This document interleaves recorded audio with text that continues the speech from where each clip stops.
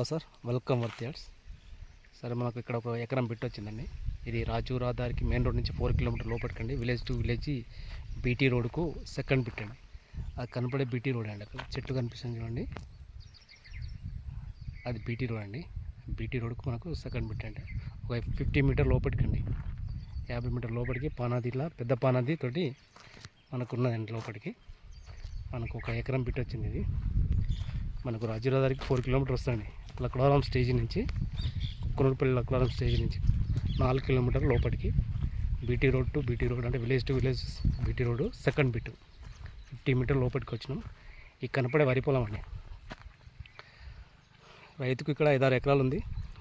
మనకు ఒక ఎకరం ఇస్తుండు, ఎకరం స్క్వేర్గా తీసి ఒక ఎకరం ఇస్తాడండి. అయినప్పుడు డ్యామ్కు దగ్గరలోనే ఉందండి. ఇది గ్రౌండ్ వాటర్ ఫుల్ ఉన్నాయండి. మనకు బోరు ఇచ్చే అవకాశం అయితే లేదు, కాకపోతే బోర్లు వేస్తే పడతాయి. రెడ్ సాయిల్ భూమి మంచిగా ఉంటుంది, ఫుల్ గ్రీనరీ సార్. అక్కడ కనపడే దగ్గరలోనే ఉంది, తపస్పల్లి డ్యామ్ అంటాము. ఆ డ్యామ్కు దగ్గరలోనే ఉంది ఇది. మనకు రైతు వచ్చేసి 38 lakhs చెప్తున్నారండి. కొంచెం నెగోషియబుల్గా తగ్గే అవకాశం అయితే ఉంది.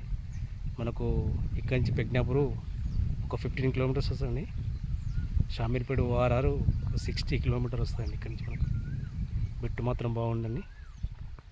సిద్దిపేట డిస్టిక్ అండి. ఇది కొమరవెల్లి మండల్, ఇది విలేజ్.